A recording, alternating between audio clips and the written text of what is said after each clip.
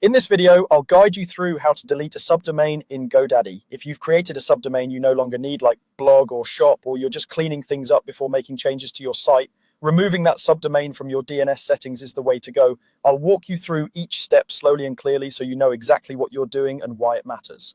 First, you'll want to open your GoDaddy account and go to your domain portfolio. This is the page where all of your domains are listed. If you're already logged in, you can usually get there from the main dashboard by clicking on the section that shows your domains. If you have multiple domains, make sure you know which one the subdomain belongs to before moving on.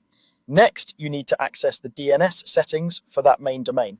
Find the domain that your subdomain is attached to, click on it, and look for the DNS option or DNS tab.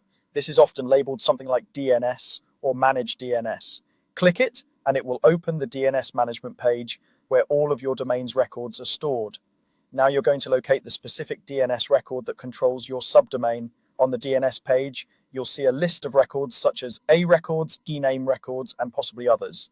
You're looking for an A record or a keyname record where the name or host field matches the prefix of your subdomain. For example, if your subdomain is blogyourdomain.com, you'll look for a record where the name or host is just blog.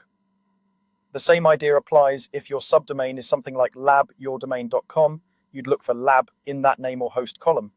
Take a moment to double check that you've selected the correct record.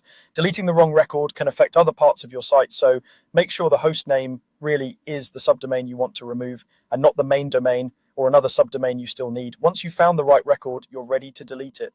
On the same row as that DNS record, look for the delete icon, usually shown as a trash can. Click that delete icon.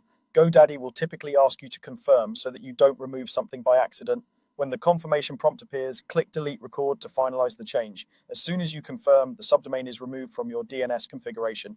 Keep in mind, DNS changes don't update everywhere instantly. It can take anywhere from about 1 to 48 hours for the deletion to fully propagate across the internet.